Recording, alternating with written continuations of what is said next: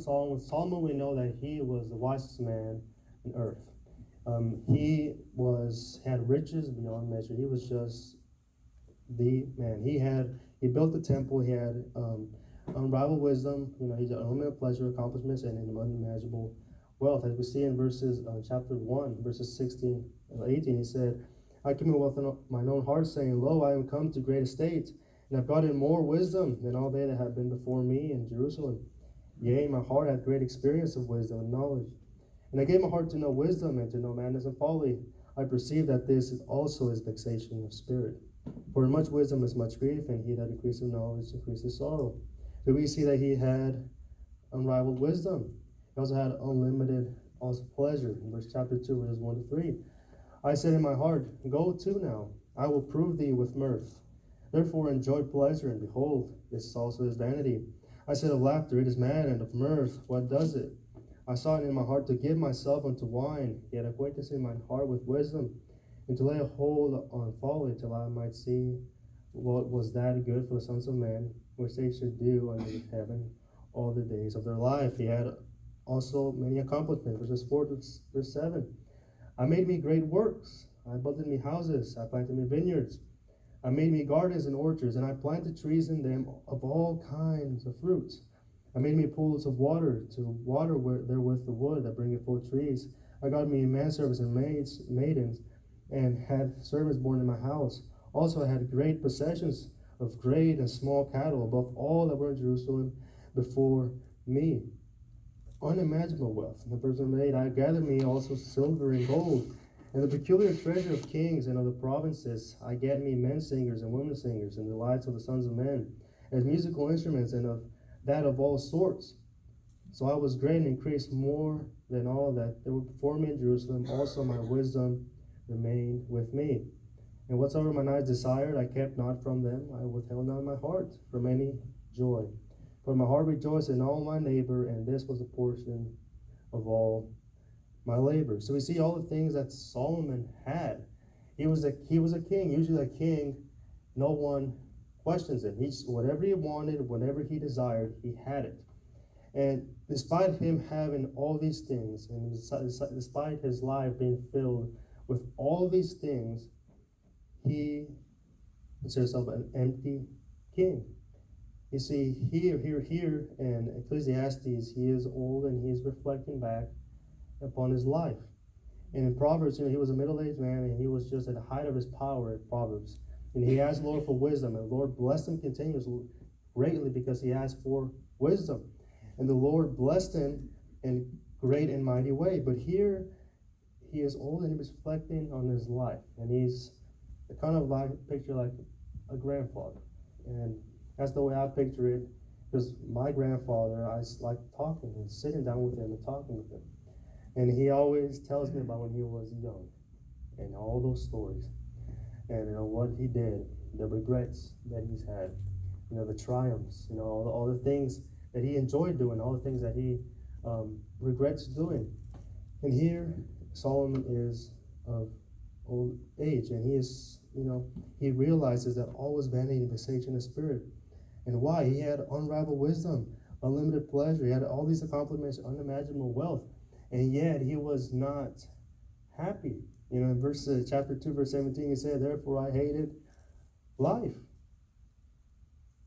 Chapter 2, verse 17, Therefore I hated life, because the work that is wrought under the sun is grievous unto me, for all is vanity and vexation of spirit.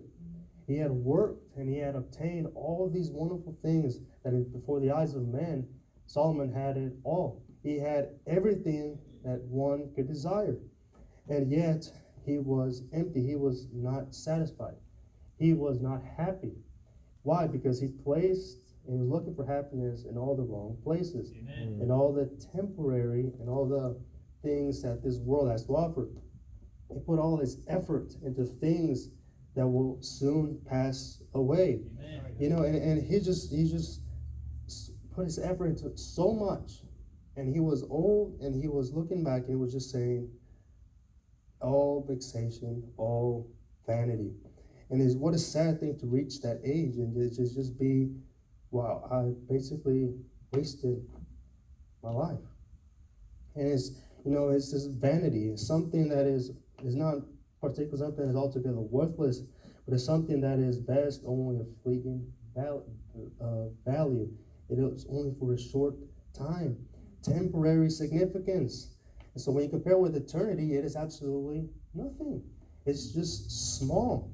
And that is why when Solomon, when he reached that age and he saw that he put so much effort and put his life on things that did not matter, he was not happy because he searched in all the wrong places. He put his work all in this world.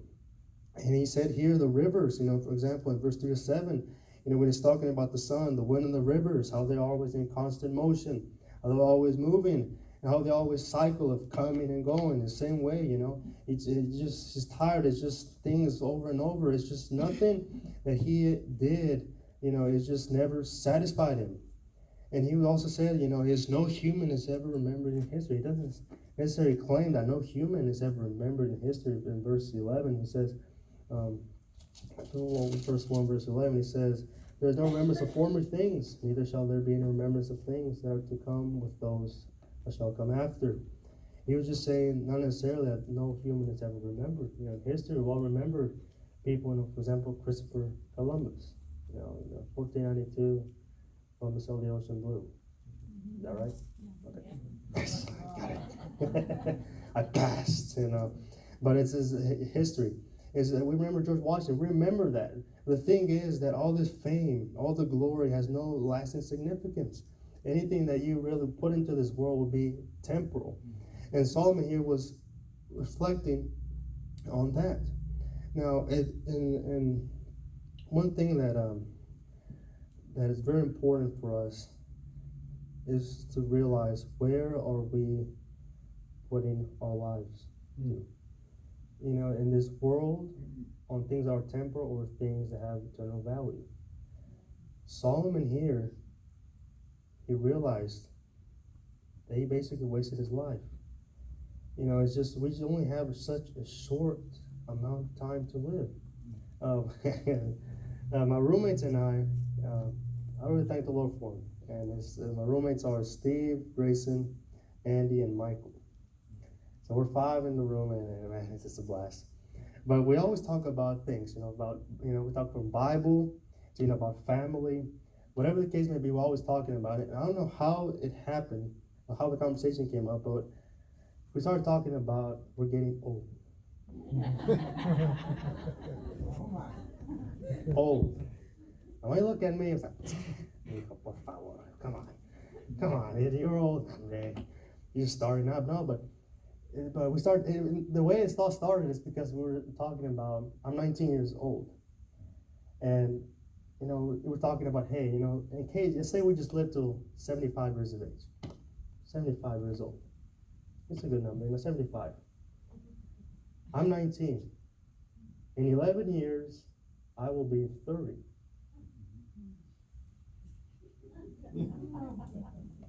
In 11 years, I will be 30. So a little less than half of my life in 11 years will be passed. And so we were just talking about that. In 11 years, I will be 30. And if I live to 75, only a couple more years, and then half of my life is done, over. It's just gone. And we're just thinking about that, and the room just got silent. It's like everyone just started reflecting upon that. It's just like, oh. And they started realizing, that we just have a short time. In 11 years, I'll be 30 years old. And it's just such a short amount of time. And then, the Bible says life is just a vapor. It's just short amount of time. And as I asked myself later that night, just what am I doing with the life that God has given me? It's all given. Everything that we have is because God has given it to us. All the blessings we have, it's just blessed beyond measure. It's just God has given it to us, including life. What am I doing with the life that God has given us?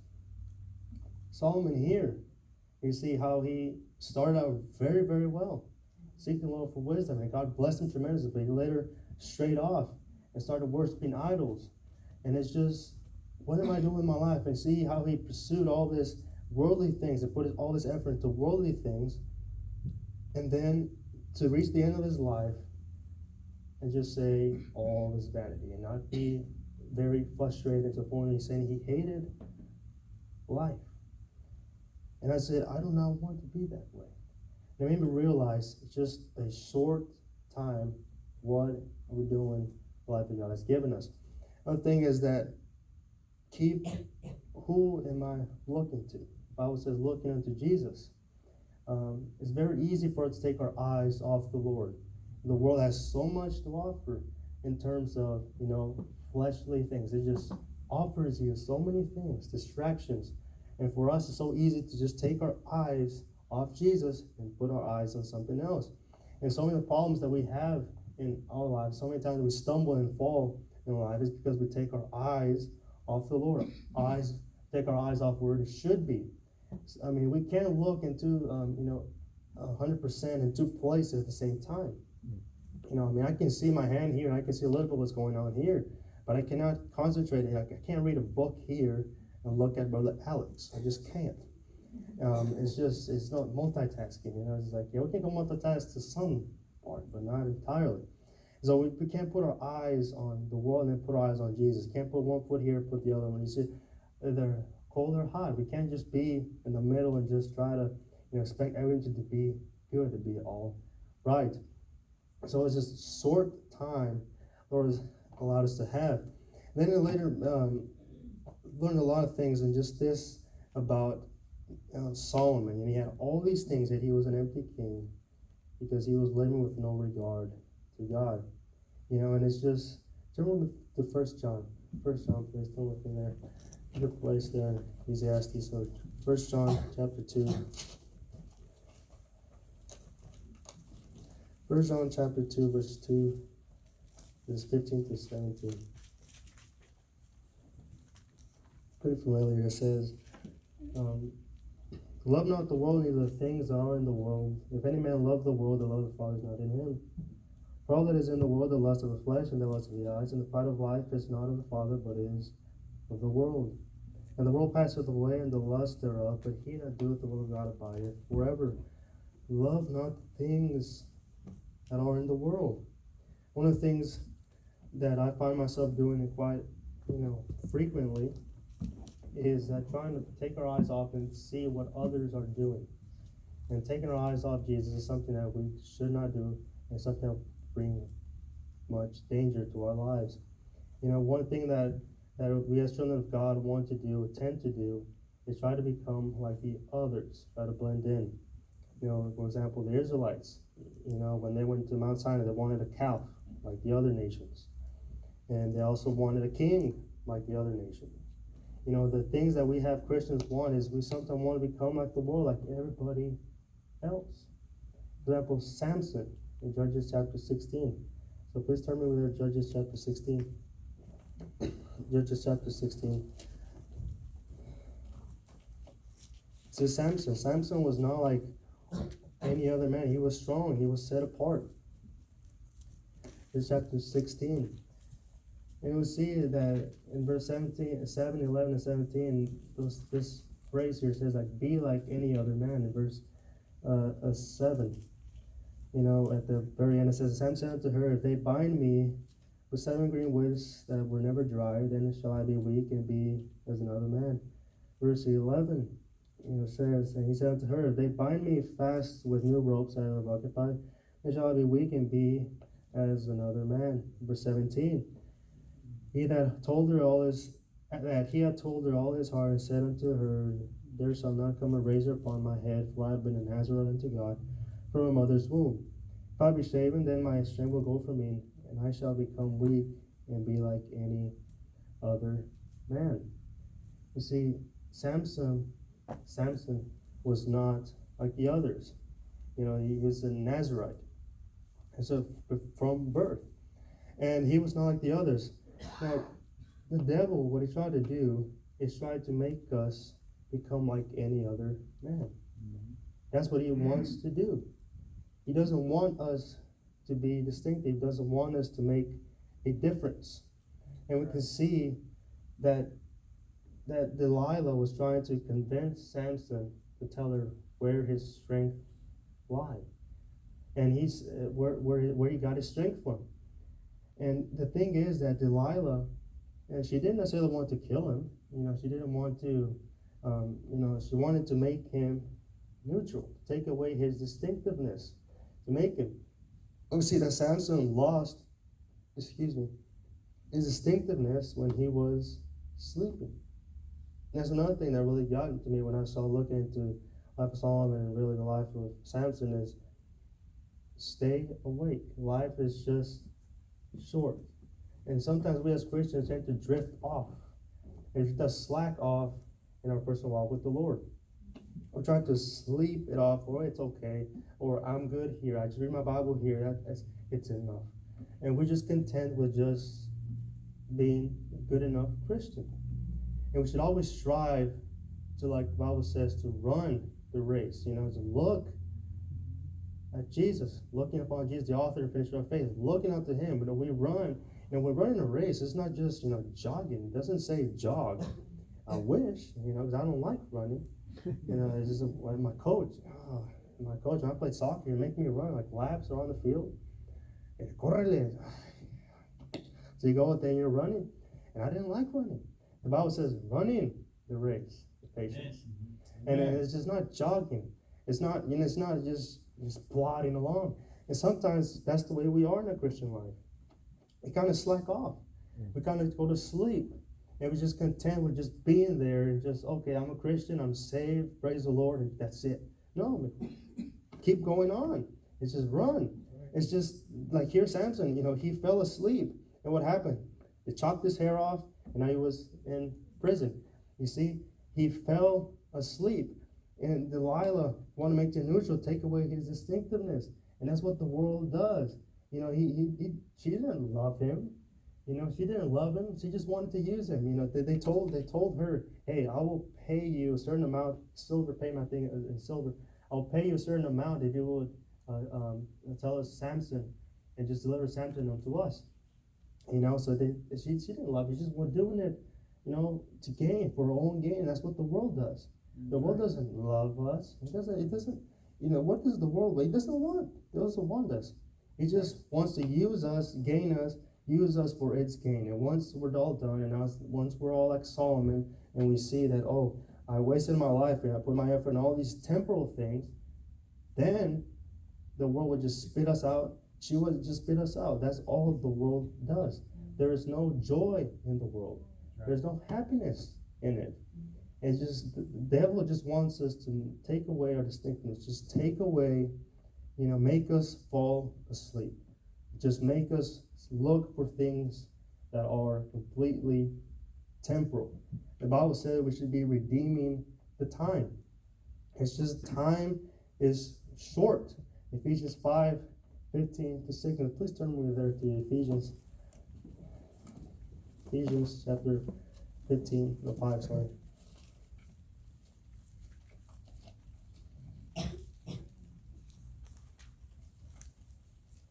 Ephesians chapter 5, verses 15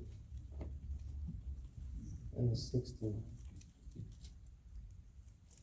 See then that you walk circumspectly, not as fools, but as wise, redeeming the time, because the days are evil. There is no doubt that the days we're living now are evil. It's just the world is decaying more and more. And just the sad thing is that Christians are becoming, true Christians who truly love the Lord, truly live the way it should be, and truly read the Bible and just have a close relationship with God is just becoming less and less. That's right. It's just sad. You go to Bible college. Not everyone there really loves the Lord. You go to church. Not everyone really has that love for the Lord. Everywhere you look, more Christians are just basically throwing in the towel. It's just, days are evil. And we take our eyes off the Lord and we start looking into other things that are temporal, things that are of no value. We put our efforts into that. And we start thinking it's all right. No, it's not all right. It's not. Redeeming the time. Time is a gift from God. And none of us know how much time we have left on this earth. That's right. We just don't. And sometimes when I was little, I thought, I want to know when I die. I want to know the time that I die. I said, no. Now that I know, I said, no. You just imagine knowing how much time you have left. No. And now you're just, I have one more week. One more week and it's all over. Tomorrow, it's 5, 4. No, it's just no. It's just, but we just don't know how much time we have left. Right. It's just short time. It's like a vapor. So time is a gift from God. Amen. And it's just, we should redeem the time and live for Christ in the short amount of time that we have. It's just, we sometimes waste our days and our time on just pursuing things that have no value. And it's just, we leave no lasting imprint. We should be diligent about doing good. It's just not, how do I say it? Not putting our focusing on the world and putting our things and influence in this world, but in the world that is all above, just in heavenly places. It's just not here in this world. This world has nothing to offer. Sure, it gives us temporary pleasures, but it won't bring us lasting rewards. There'll be nothing that is lasting. Redeeming the time means that we are careful to how we live. We like to think that we are living the Christian life like it should be. I mean, we all have to ask personally, I think I'm doing a pretty good job. And I one time I had this, mentality, I think I'm doing pretty good. One time I went to with Brother Ricardo Shield, the Shield family, and they have a camp over there. And it's, the way they work over there is they have breakfast, they have like a chapel, then have like a Sunday school, like a class, and then we have lunch, do some activities, have lunch, and then we go out back for some classes, more like electives.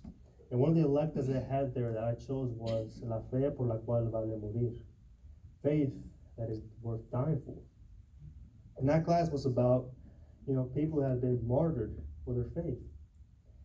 And I thought that was very interesting. So I signed up for that elective, that class, and I was there and I was just paying attention and just to see all the things, terrible torture and just terrible deaths that these Christians went through.